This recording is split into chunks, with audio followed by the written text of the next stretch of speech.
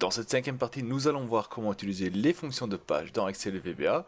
Notamment, nous allons devenir un vendeur de fruits et donc nous allons créer une simple facture que nous allons programmer avec Excel VBA grâce aux fonctions de page. Alors, que va faire notre petite facture? Eh bien, tout simplement, nous allons ajouter des articles dans notre facture. Donc ici, on indique un article, par exemple 005. On va mettre 10. On clique sur ajouter. Hop, ajouter. Et automatiquement, il s'ajoute dedans. Par la suite, ce qu'elle fait aussi automatiquement grâce aux fonctions de page, on calcule donc le total hors TVA, on calcule la TVA et puis la TVA tout compris dedans. Et tout ça grâce au VBA avec les fonctions de page. Je suis Daniel de la chaîne Darien, allez c'est parti.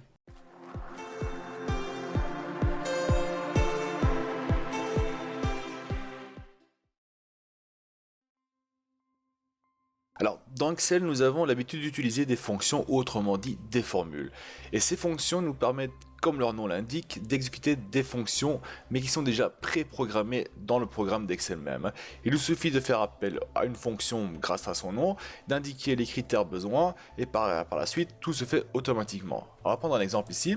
Donc ici, on va donc rechercher un article qui s'appelle A001, et on va donc faire appel à une fonction qui va chercher dans notre tableau article, va rechercher ce qu'on recherche et donner la description. Donc ici tout simplement on fait est égal à une recherche V.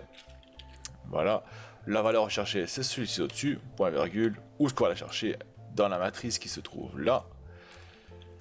L'information qu'on recherche se trouve dans la deuxième colonne, donc ici dans description, deuxième colonne, on fait 2, point virgule, et puis on dit bien sûr qu'on veut une valeur proche, donc 0, qui veut dire vrai, on veut l'exactitude.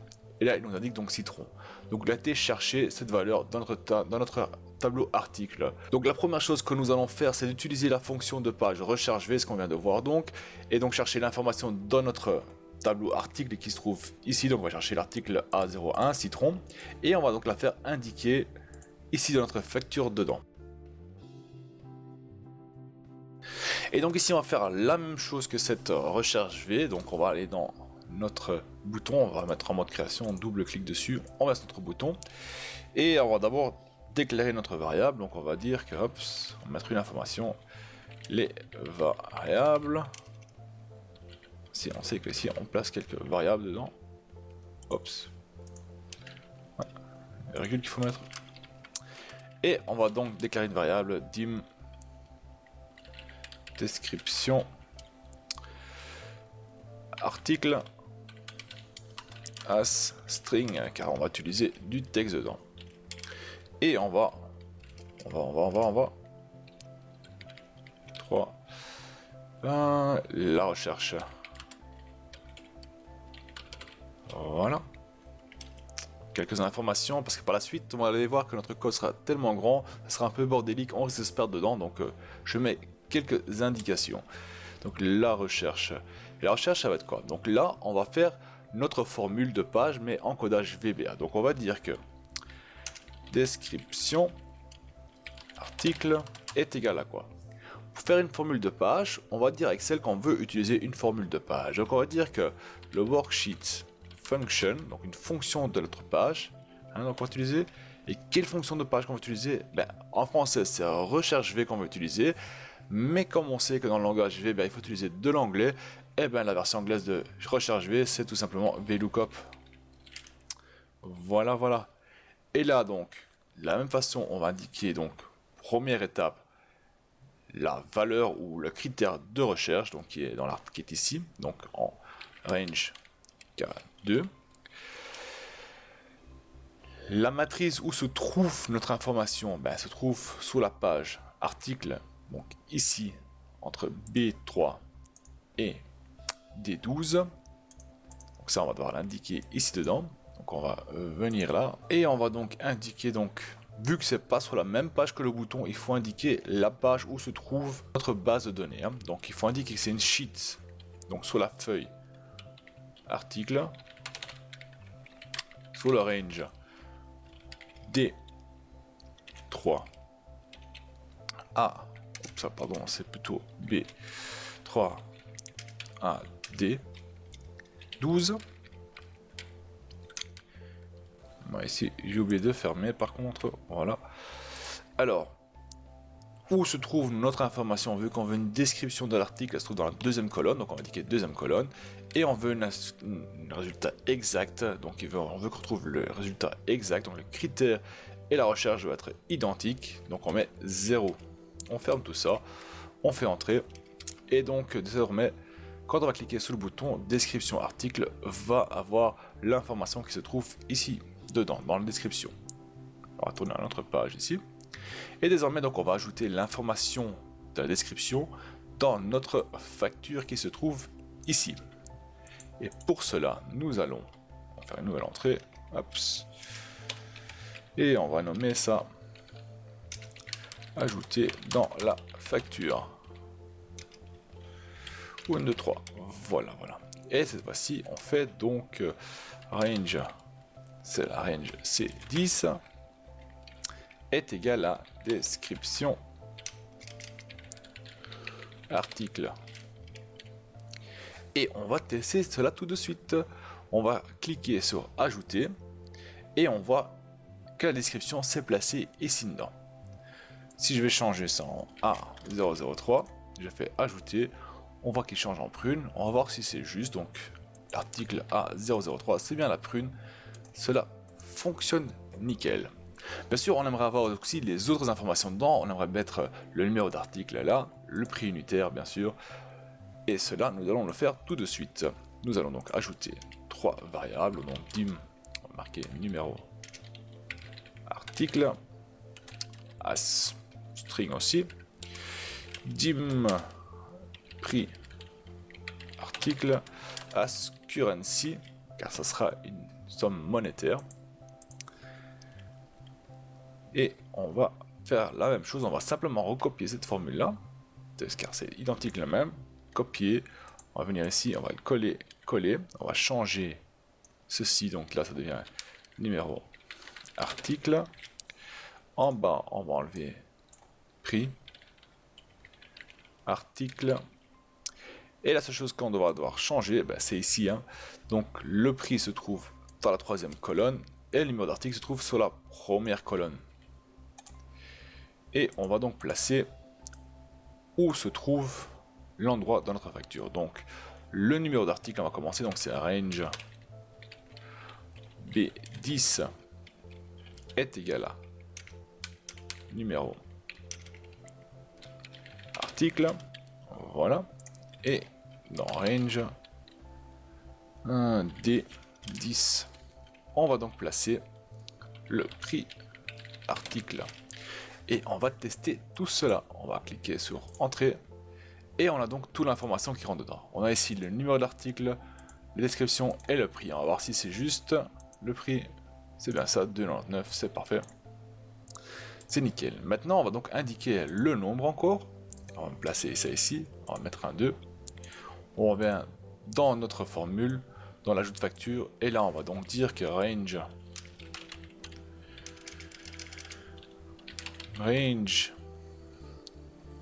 ça c'est E10 est égal à range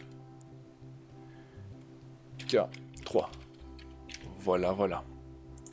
On fait ajouter, on va tester. Hop là.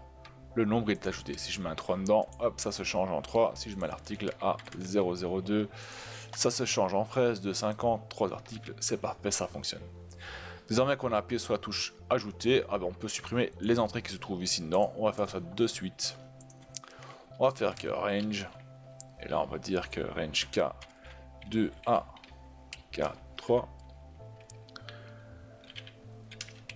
.clear content. Voilà. Donc là, ce qui va se passer, au moment que je vais cliquer dessus, il va ajouter l'information dedans et il va la supprimer. Donc on va mettre A001 pour montrer que ça fonctionne.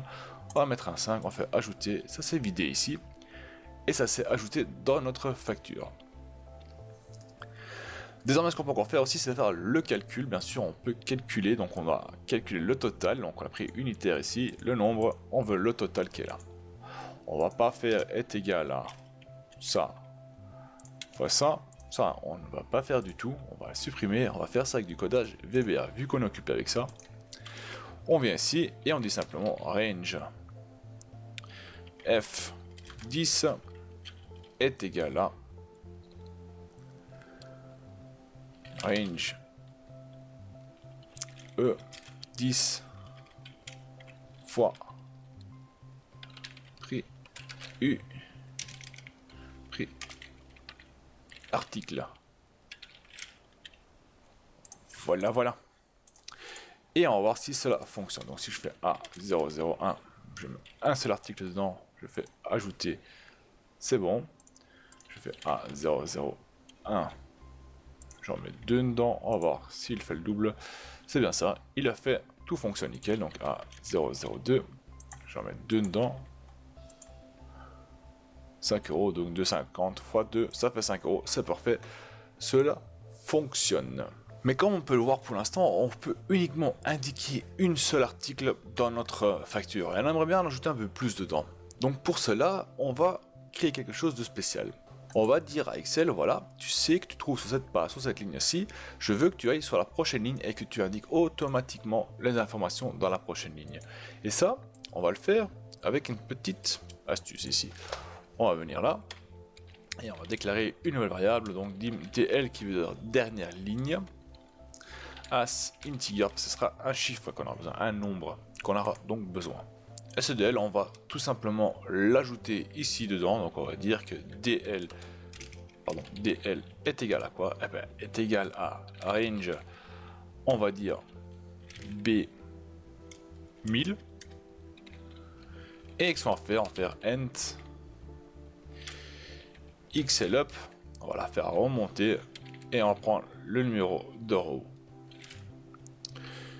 Et qu'est-ce que ça a fait? Ça a été à la cellule B1000 tout en bas. Ici je prends l'exemple B25. Qu'est-ce qu'il a fait? Il a fait la touche CTRL et puis en haut. Et c'est mis sur la dernière cellule ce qui avait des informations. Donc si on fait CTRL flèche du haut, on saute automatiquement à la cellule avec la dernière information. Et il a donc pris sur quelle ligne il se trouve. Et là il se trouve sur la ligne 10. Donc il dit que maintenant tout ce qu'on a indiqué doit se trouver dans la ligne 10. Bien sûr, ici on voit qu'il y a déjà quelque chose dans la ligne 10, on va donc utiliser la ligne prochaine. Donc qu'est-ce qu'on va faire? On va un peu modifier ce code, on va ajouter un +1 dedans. Comme ça on est sûr qu'il le prend dans le prochain. Et maintenant, comment est-ce qu'on va faire pour rendre le tout automatique? Et bien tout simplement, on va venir ici dans ajouter dans la facture, on va enlever donc le B10, on va garder uniquement le B. Après les guillemets, on va donc mettre concaténer DL. Et ça, on va les faire pour le tout. Hop, on fait concaténer DL. On enlève le 10. Concaténer DL. Voilà, on enlève le 10. Hop, concaténer DL. Et ici de même, hop, concaténer DL. Maintenant, je vais créer un nouvel article. Qu'est-ce qui va se passer? Eh ben, il va rechercher l'article dans notre petite base de données, il va prendre les informations qu'il a besoin, le stocker dans les variables, puis il va venir ici, dans la cellule B1000, il va faire CTRL en haut, il va arriver là, il va ajouter une ligne ici, il va dire voilà, maintenant tu m'indiques tout l'information qui se trouve dans les variables sur cette ligne-ci. Et on va voir si ça là fonctionne. On va prendre la A001, on ajoute 10, on fait ajouter, et on voit, il est ajouté dans la prochaine ligne. Ce qu'on va faire, on va insérer des lignes dedans, voilà, insérer. Ça, on a plusieurs lignes avec lesquelles on va pouvoir jouer avec, bien sûr.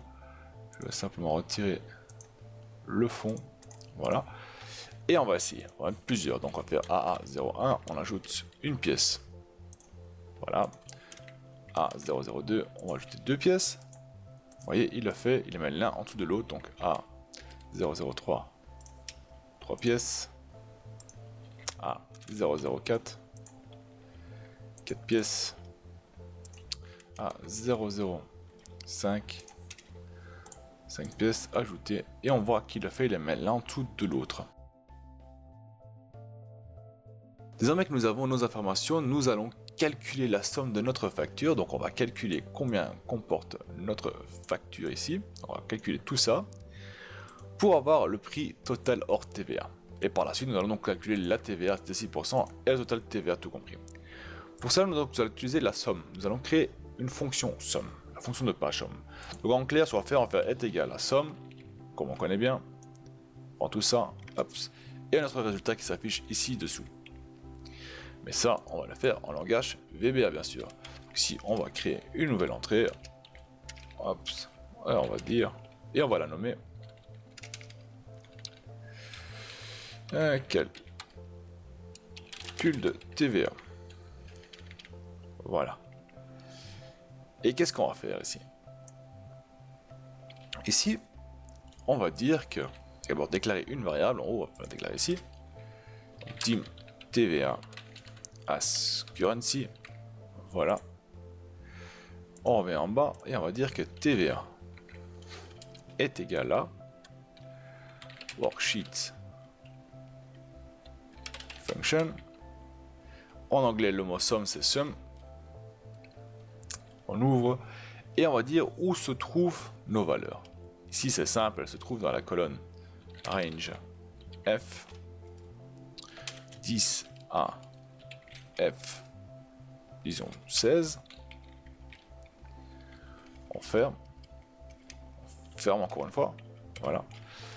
Et désormais on va dire que le range, ça c'est le range f 18, voilà, est égal à TVA. On va plutôt nommer ça hors TVA parce que c'est une hors TVA et pas TVA, donc hors TVA. Et si de même HTVA. C'est la somme hors TVA qu'on va faire. Et on va voir ce qui se passe si j'ajoute un article. Donc A007, on va ajouter. Oups. On va ajouter 7 dedans. Ajouter. Et on voit qu'il a calculé la somme. Donc, si je prends tout ça, si on calcule l'un après l'autre, on voit qu'il indique 15,65. Et ce qui donne 15,65. Désormais qu'on a cette information-là, on va pouvoir calculer la TVA de 6% et le total TVA tout compris. Donc de même, on va déclarer donc dim TVA as currency. Voilà. Et on va faire un dim TTC as currency. Voilà. Et de la même façon, donc on va faire le calcul, on va faire que TVA est égal à HTVA fois 0,6%. Et donc le range F19 est égal à TVA.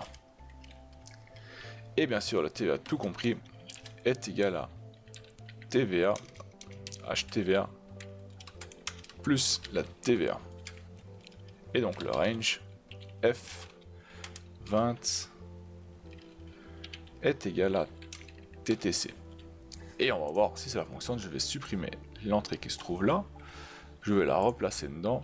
Donc A007. On avait 17 de ça. On ajoute. Et on voit que tout s'est calculé. On a donc la TVA, la hors TVA. On a le prix donc hors TVA. On a la TVA de 6% appliquée là-dessus. Et puis on a le total TVA tout compris. C'est super. Notre facture est plus ou moins terminée, mais nous allons le rendre un peu plus dynamique. Et donc ajouter automatiquement une nouvelle ligne après avoir entré des données dedans. C'est-à-dire que oui, ici on est limité, on aimerait bien donc que ça descend un peu plus. Pour cela, nous allons donc ajouter un code après avoir introduit des données dans notre facture qui va dire qu'il faut ajouter une ligne en plus. Donc un spécial, on va ici ajouter dans la facture, on se positionne en dessous et on va donc ajouter une nouvelle ligne.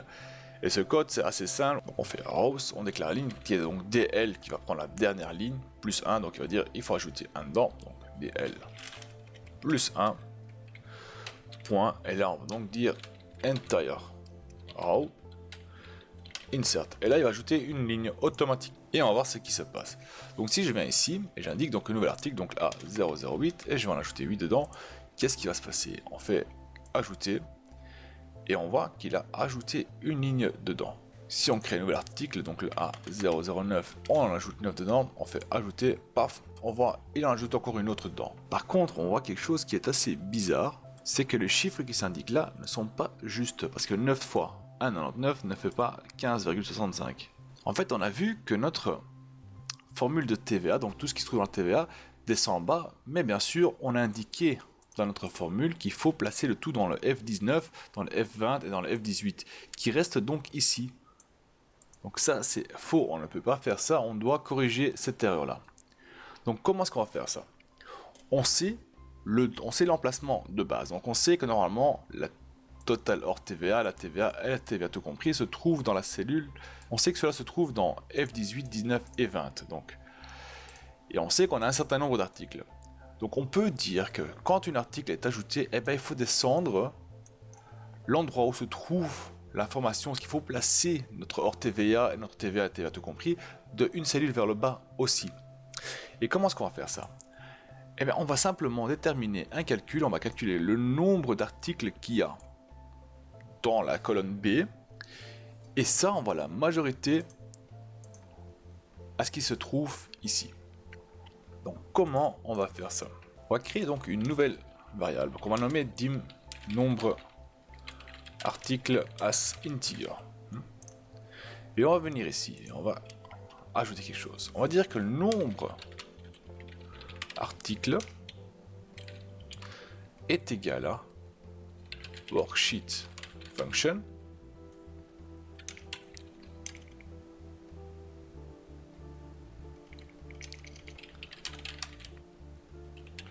et là on va prendre le count A. Et le count A c'est quoi? On va calculer le nombre de cellules non vides dans une certaine plage de données. Donc là on va l'ouvrir et on va dire qu'il doit commencer de B, de range B10 à range B1000. B1000, ça sera plus qu'assez, B1000 sera plus qu'assez, je pense, pour faire une facture.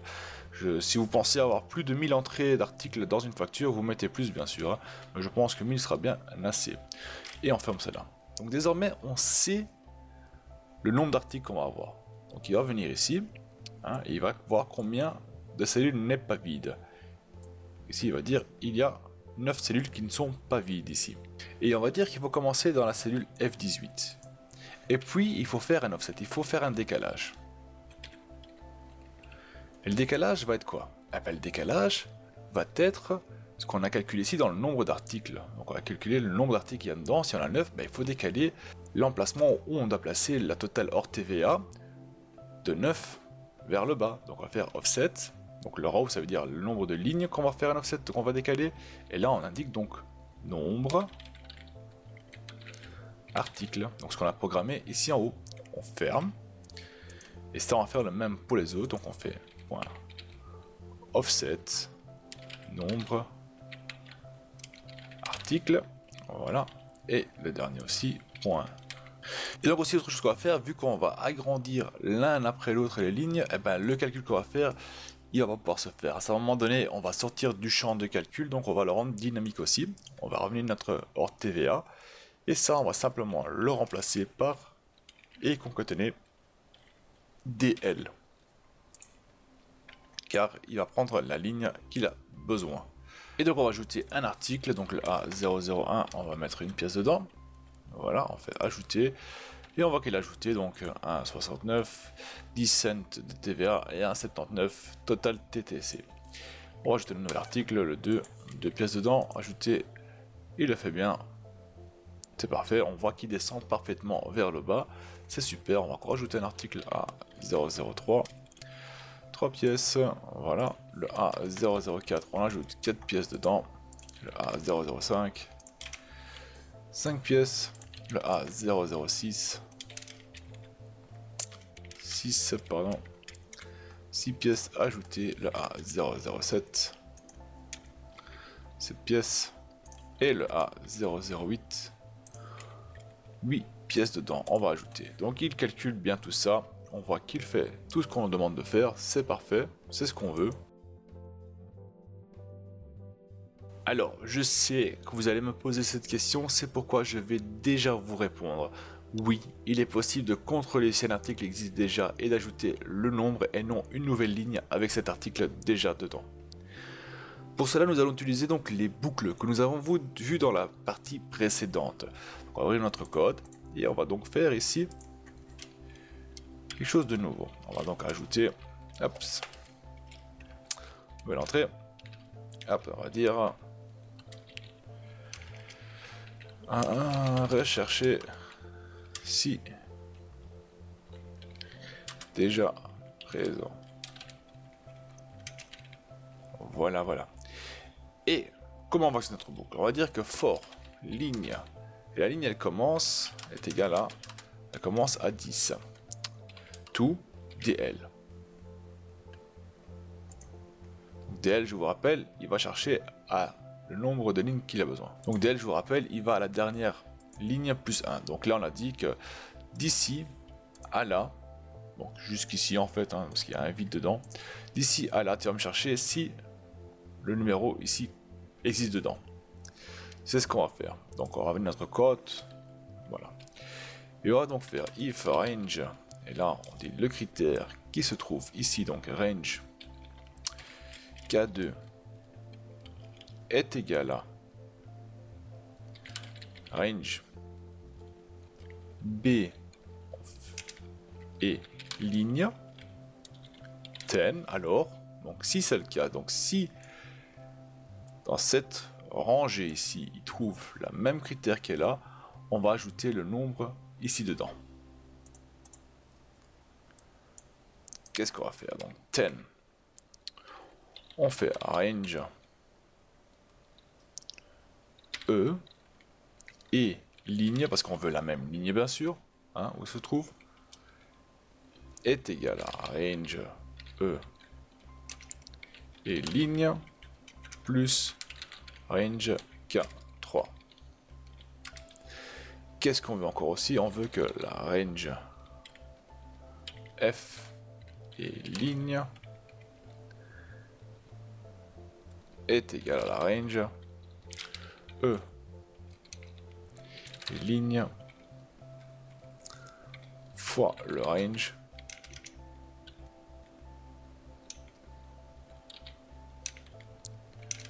D et ligne. Voilà. Alors ce qu'on veut aussi, c'est vider. Une fois qu'il a trouvé, qu'il a fait la modification, on veut qu'il vide cela.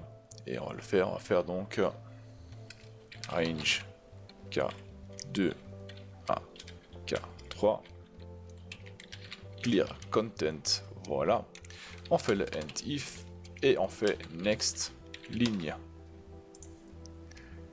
Et on va voir ce qui se passe. Donc ici, je veux ajouter dans l'article 4, je vais ajouter 6 objets dedans, donc 6 articles, donc 6 nombres je vais mettre dedans. Ça devient 10, donc je mets à 004, je vais en ajouter 6, hop, je lance. On voit qu'il est devenu 10. Par contre, j'ai encore un problème. C'est que malgré ça, il a ajouté une nouvelle entrée ici dedans avec le 4. Et c'est tout à fait normal, car on n'a pas cassé la boucle. On a cassé la boucle, on n'a pas... Il a fait sa boucle, donc il a fait rechercher dans toute la base de données ici, dans notre facture, il a trouvé une correspondance, donc ici, et il a ajouté donc le nombre qu'il y avait déjà, plus le nombre qui est ici dedans. Ça, il a fait. Donc là, il a dit, j'ai fini, je sors de ma boucle, c'est terminé. Donc il a fait toutes les lignes, il a couru toutes les lignes. Et qu'est-ce qui s'est passé? Il a fait ce qui se trouve ici en bas. Donc il a dit, en bas ça se dit quoi? Ça dit, fais la recherche de ce qui se trouve ici en haut, et tu l'ajoutes ici dedans. Pour éviter cela, je vais vous montrer un petit truc. On va venir ici. Donc une fois qu'il a fini, on va dire à go to suite. Et go to suite, on va donc ajouter ici, on va marquer suite double point. À quoi ça sert le go to suite? En fait, une fois qu'il a terminé son étape ici, une fois qu'il a fini de vider ce qui se trouve dans la cellule K2 et K3, il va exécuter ce qui a marqué ici. Ici, il a marqué go to suite, ça veut dire va à suite. Et va à suite se trouve après la partie où on ajoute quelque chose dedans. Donc celle-là, il va complètement la passer, il va pas faire ce qui est indiqué ici dans le code, et il va aller tout de suite ici à suite. Et il va faire la suite bien sûr. Et on va vérifier cela. Donc ça, je vais l'effacer, supprimer la ligne. Je vais ajouter dans l'article 3, 7, donc à 003, je vais en ajouter 7 dedans. Je vais faire ajouter. Et là, on voit, il a bel et bien ajouté 7 entrées dans le nombre article 003. Mais par contre, il n'a pas ajouté une nouvelle entrée dedans. Donc cela, c'est parfait, ça fonctionne. Et pour finir, nous allons aussi ajouter un bouton. Donc le bouton qui est ici, nous allons donc le configurer afin qu'il remette votre facture nouveau à 0. Donc avec un simple bouton, on va cliquer dessus sur le bouton ici, et pof, la facture sera vide à nouveau, et donc prêt à être à nouveau utilisée. Donc on va aller dans développeur, mode création, double clic.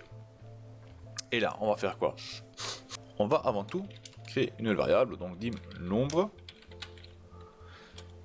as integer, parce que ce sera un chiffre bien sûr.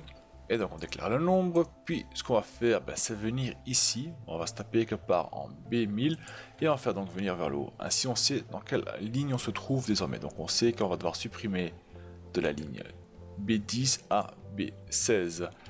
Et ça, on va devoir l'indiquer, on va dire que le nombre, c'est égal à range B1000, voilà, and XLUp. Voilà, et on veut la ligne donc row, pardon. Donc, désormais qu'on sait cela, on va faire donc rows, et on va dire rows 10, pardon, double point, on ferme, concaténer nombre. Donc on va dire de la ligne 10 à la ligne 16. On fait quoi? On fait entire row.delete. Et bien sûr, une fois que ce sera fait, cela va remonter donc à leur case d'origine. Donc ça sera donc en F12, 13, 14. Et ça, on va devoir effacer ce qu'il y a dedans, bien sûr, aussi. Donc on fait donc range F12 à F14. Voilà, point clear content. Et on va voir si tout fonctionne nickel. Hops. Et on voit ça a fonctionné, c'est parfait, tout s'est effacé. Par contre, il y a un petit souci, c'est que si je vais recliquer sur Clear, il va effacer ce qui se trouve en haut. On va le faire rien que pour faire un test, donc je vais cliquer dessus et on voit ça a disparu. On va rajouter donc insertion. Donc on va éviter ce problème. Donc on va aller dans développeur, on va faire un mode création, double clic et on va donc ajouter la condition if. On va venir ici et on va donc c'est if range B10 n'est pas vide 10. On va faire ce quoi? Donc s'il y a quelque chose dans notre, donc c'est un article de notre facture, on va pouvoir vider. Par contre, si notre facture elle est vide, on ne vide plus. On doit arrêter ça. Donc on vient ici et on fait end diff. Et on va tester cela. On va sortir d'ici. On va fermer. Hop, et on va tester. Et on voit plus rien se passe. On va ajouter un article dedans, donc A001, une seule pièce. Voilà, on va le vider. Paf, tout se vide. Nickel, c'est ce qu'on vous cherchez à faire. Voilà, désormais vous êtes capable de travailler avec les fonctions de page. Comme nous avons pu le voir, ce n'est pas vraiment difficile, c'est identique que les formules, sauf qu'il y a moins d'assistance et qu'il faut connaître les noms de fonctions en anglais. Dans la prochaine partie, nous allons voir comment traiter les erreurs dans VBA. D'ici là, si vous avez des questions, surtout n'hésitez pas de me les faire savoir. Allez, à la prochaine, salut!